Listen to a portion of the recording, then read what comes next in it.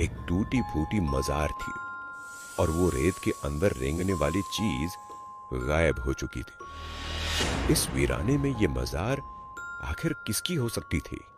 दोनों उठकर उस मजार के पास गए। मजार काफी पुरानी हो चुकी थी।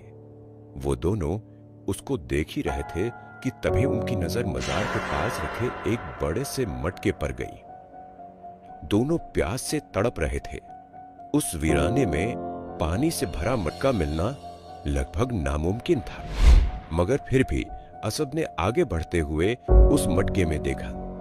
मटके को देखकर अबद खुशी से उछल पड़ा।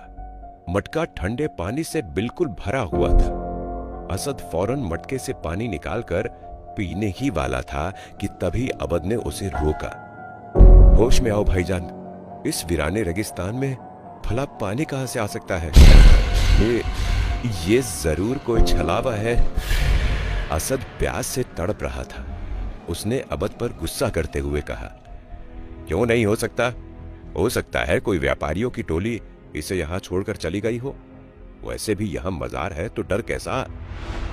असद ने पहले उस पानी को चखा और फिर एक सांस में ढेर सारा पानी पी गया। पानी पीकर उसने कहा, अरे वाह, इतना मीठा पानी मैंने आज तक नहीं पिया।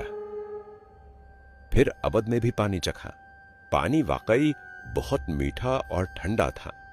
फिर दोनों ने खूब सारा पानी पिया और वहीं लेटकर आराम करने लगे। रात में रेगिस्तान का मौसम ठंडा हो गया था और दोनों काफी थके हुए थे।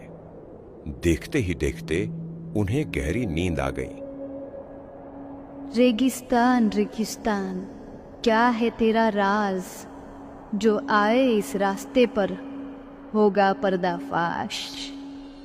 अबद को किसी लड़की की बेहद मीठी आवाज सुनाई दे रही थी। उस आवाज को सुनकर उसकी नींद टूट गई और वो उठकर बैठ गया। फिर अबद ने जो देखा उस पर वो यकीन ही नहीं कर पा रहा था। उसके चारों तरफ रोशनीदार तंबू लगे हुए थे जिनमें खाने पीने और ऐशो आराम की सारी चीजें थीं। उसने चौंकते हुए अपने बड़े भाई असद को जगाया। ये नजारा देखकर दोनों ही चौंक पड़े थे कि आखिर वो यहां कैसे आ गए। दोनों समझने की कोशिश कर ही रहे थे कि तभी उनके सामने एक बेहद खूबसूरत लड़की आई, जो कि पहनावे से पंचारन लग रही थी। खुले बाल, नीली आंखें, वो बला सी खूबसूरत थी। उसके बदन से भीनी भीनी जैस्मीन के इत्र की खुशबू आ रही थी। दोनों उसे देखते ही रह गए। फिर उस लड़की ने इन दोनों से कहा, आप दोनों यही सोच रहे हो ना कि आप यहाँ कैसे आए? मैं लेकर आई हूँ आपको यहाँ।